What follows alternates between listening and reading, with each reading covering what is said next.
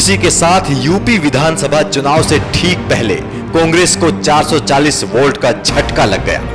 प्रदेश में कभी कांग्रेस की अध्यक्ष रह चुकी रीता बहुगुणा जोशी ने कांग्रेस का हाथ छोड़कर अपने हाथ में बीजेपी का कमल थाम लिया है।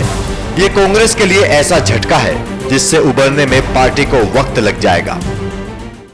यह निर्णय बहुत आसान नहीं था, लेकिन राष्ट्र हित और प्रदेश के हित में मैंने ये निर्णय बहुत ही विचारोपरांत लिया है। 27 साल का मेरा राजनीतिक करियर है, जिसमें से 24 साल मैं कांग्रेस पार्टी में रही हूं। सिर्फ 2-2.5 साल कांग्रेस से बाहर रही। मात्र 10 महीने के लिए एक बार मैं समाजवादी में गई।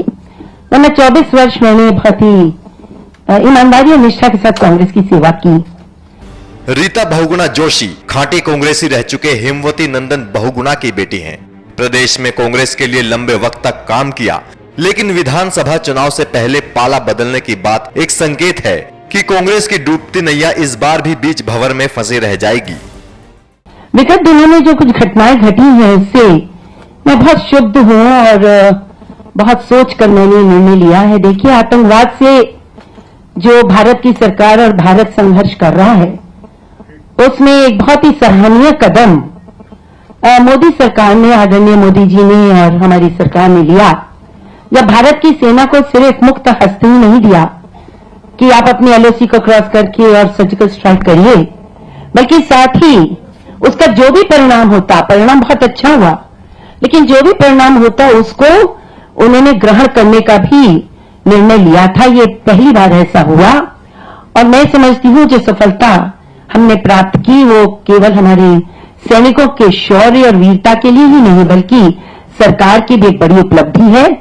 और पूरे राष्ट्र के साथ मैं भी बहुत प्रसन्न थी जब इसका जानकारी हमें प्राप्त हुई।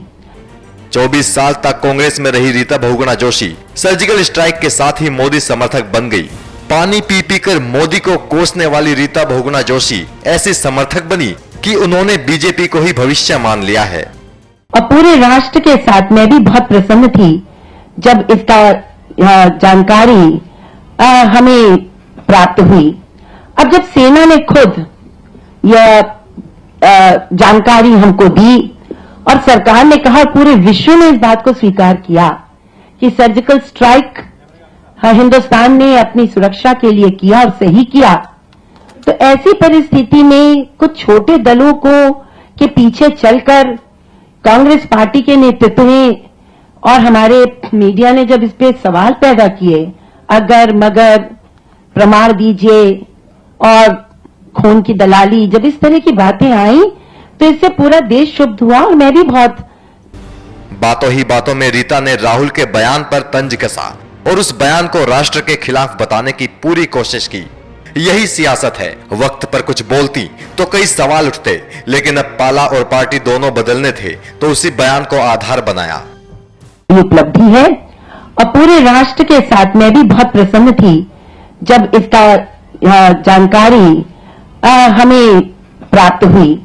अब जब सेना ने खुद यह जानकारी हमको दी और सरकार ने कहा, पूरे विश्व ने इस बात को स्वीकार किया कि सर्जिकल स्ट्राइक हिंदुस्तान ने अपनी सुरक्षा के लिए किया और सही किया, तो ऐसी परिस्थिति में कुछ छोटे दलों के पीछे चलकर कांग्रेस पार्टी के नेतृत्व में और हमारे मीडिया ने जब इस पे सवाल पैदा किए, अगर मगर प्रमाण दीजिए और खून की दलाली, जब इस तरह की बातें आई तो इससे पूरा देश क्षुब्ध हुआ और मैं भी बहुत ही मुझे भी तकलीफ और दुख हुआ, क्योंकि देखिए, राष्ट्र से आगे कोई नहीं है।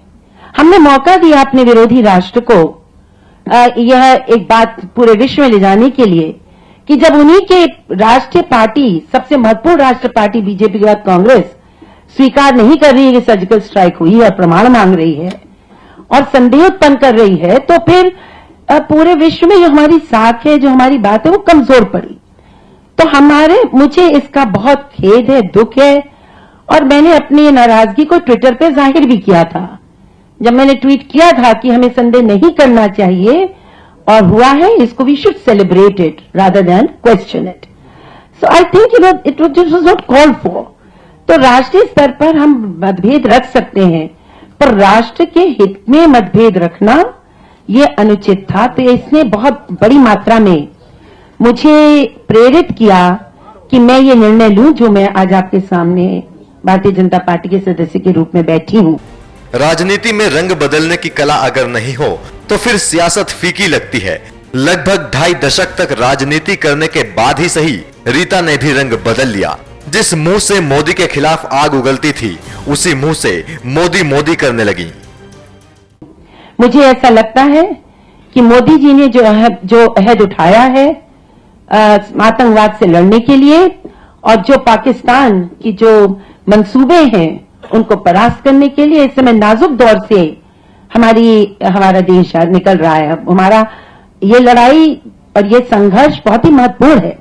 तो मैं जहां मोदी सरकार की प्रशंसक हूं इस मामले में, वही सेना हमारी सक्षम है, यह बात जरूरी है। लेकिन सेना को सरकार का समर्थन चाहिए, देश का समर्थन चाहिए, विवाद नहीं चाहिए, क्योंकि वो राजनीति में नहीं होती है।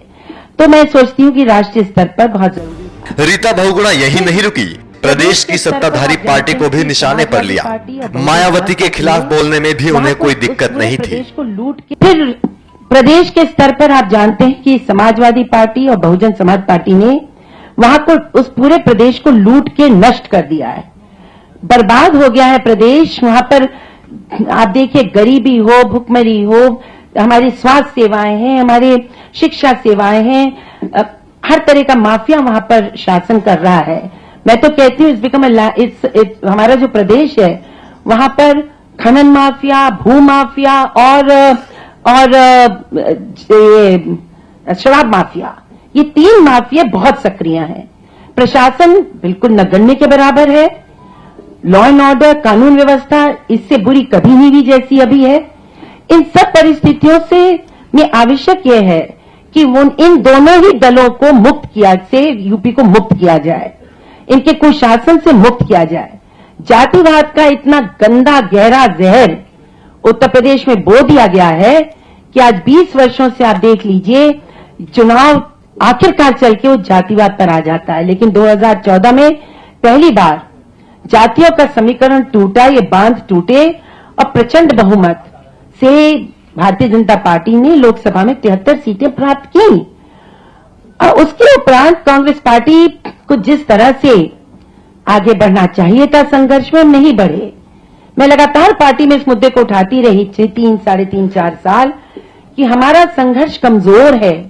इन दलों से मुक्त अगर उत्तर प्रदेश को कराना है तो बहुत ही सक्रियता की आवश्यकता है, परंतु वो नहीं हुई। संगठन बिल्कुल निष्क्रिय पड़ा रहा, प्रायः कुछ काम नहीं किया और अंततोगत्वा ऐसे हालात हो गए कि पीके का सहारा लेना पड़ा। मैडम रीता बोलती जा रही थी, अब निशाने पर थे प्रशांत किशोर। कांग्रेस में रहते जिस प्रशांत किशोर के खिलाफ रीता बहुगुणा की जुबान नहीं खुलती थी, बीजेपी में आते ही धारा प्रवाह बोलने लगी। यादों के झरोखे से संघर्ष और अपने पिता दोनों को याद किया। अब प्रशांत किशोर जी देखिए, पोल मैनेजर तो हो सकते हैं, पोल के डायरेक्टर नहीं हो सकते, पर दुर्भाग्यवश पूरा direction of the election was given into his hands. उनके हाथ में पूरा चुनाव, सारा नेतृत्व उनको सुपुर्द कर दिया गया। हम कितना चलेंगे, कितना उठेंगे, कितना बैठेंगे, ये हमको एक रात पहले पता चलता है। कल आपको इधर जाना है, इस मुद्दे पे बोलना है। तो देखिए, हम जो नेता हम लोग ग्रास रूट लीडर्स हैं। मैं बहुगुणा जी की बेटी निश्चित हूं, पर मैंने अपने जीवन के 40 साल बहुत स्ट्रगल किया है। महिला आंदोलन में स्ट्रगल किया है, स्थानीय निकायों में किया है उनके हक के लिए। और फिर मैंने ऐसी शक्तियां जो यूपी, मैंने आपसे कहा, हमने बहुजन समाज पार्टी, समाजवादी पार्टी और भाजपा से भी काफी संघर्ष किया है अपने प्रदेश में। लेकिन मुझे ये लगा कि अब जनता के बीच में हमारी साथ समाप्त हो गई है। जब पार्टी को हमें ठेके पे देना पड़ रहा हो तो इससे दुर्भाग्यपूर्ण क्या बात होगी। दुर्भाग्य इस बात का है कि बड़े से बड़ा, मजबूत से मजबूत नेता प्रदेश का अपने विचारों को स्वतंत्र रूप से अभिव्यक्त नहीं कर पा रहा। सोनिया गांधी जी संगठन को समझती थी, हम लोगों की बात सुनती थी, भले निर्णय कुछ भी लेती हूं, लेकिन राहुल जी के नेतृत्व में यह भी संभव नहीं हो पा रहा है। और उत्तर प्रदेश की जनता को उनका नेतृत्व स्वीकारनीय नहीं है, पूरे देश को ही नहीं हो पा रहा है।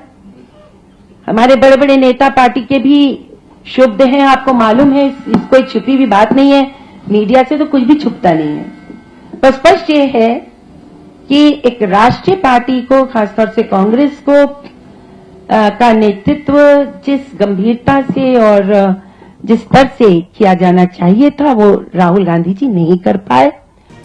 अपनी बात खत्म करते करते रीता बहुगुणा जोशी ने यह भी कह दिया कि सुशासन के लिए बीजेपी और मोदी ही एकमात्र विकल्प हैं। बगल में बैठे अमित शाह मुस्कुरा उठे। और अगर अब उत्तर प्रदेश से में हमको सुशासन लाना है, अगर उत्तर प्रदेश को सही दिशा में ले जाना है, विकास की दिशा में ले जाना है, तो मोदी जी और भारतीय जनता पार्टी के अलावा कोई संभव नहीं है किसी से। रीता बहुगुणा जोशी ने अंत में अमित शाह को भी धन्यवाद दिया, आभार व्यक्त किया। जरूरी भी था। सियासत के लिए अमित शाह ने रीता बहुगुणा को गजब का ज्ञान भी दिया। कि बहुत आभारी हूं। इनसे मेरी प्रथम मुलाकात ही अभी चंद दिन पहले हुई, लेकिन मैंने जितनी भी इनसे वार्ता की, मैंने इनको बहुत खुले दिमाग का पाया और मैंने इन्हें बहुत ही, मुझे ऐसा लगा कि बिल्कुल ये लोग डेवलपमेंट के एजेंडा पे भारत की तस्वीर को बदलने के लिए कटिबद्ध हैं। मुझे कहीं नहीं लगा कि कोई एक स्पेशल एजेंडा या कोई एक मायोपिक एजेंडा लेके चल रहे हैं। ये वास्तव में चाहते हैं कि हिंदुस्तान तरक्की करे, विश्व के क्षितिज पर आए। तो इन सब बातों को देखते हुए मैंने बहुत ही सोच समझ के निर्णय लिया। 6-7 दिन से मेरी कुछ अस्वस्थ भी थी मैं, लेकिन मैंने अपने आप को सबसे कट ऑफ करके और बहुत विचार मंथन किया। उसके बाद मैं इस निर्णय पे आई हूं कि मैं उत्तर प्रदेश को बदहाली से निकालने के लिए और भारतीय जनता पार्टी को स्पष्ट बहुमत दिलाने के लिए अपने कुवत में जो कुछ संभव है वो करूंगी। ये मेरा अपनी कटिबद्धता है जो मैं इनके समक्ष आज कह रही हूं। बाकी तो अध्यक्ष जी हैं, जैसे जैसे डायरेक्शन देंगे। मैं तो बहुत ही डिसिप्लिन्ड सोल्जर हूं। मैं पार्टी में हूं तो जैसा पार्टी जैसा काम मुझसे लेना चाहेगी मैं लूंगी। इन्हीं शब्दों से आपका धन्यवाद, आपने मुझे इतना बोलने। नफा नुकसान की बात आगे होगी, लेकिन फिलहाल कांग्रेस के लिए ये जोर का झटका है और बीजेपी के लिए एक हसीन सफलता। बावजूद इसके जीत उसी की होगी जनता जिसके नाम पर मुहर लगाएगी। एनएमएफ न्यूज की रिपोर्ट।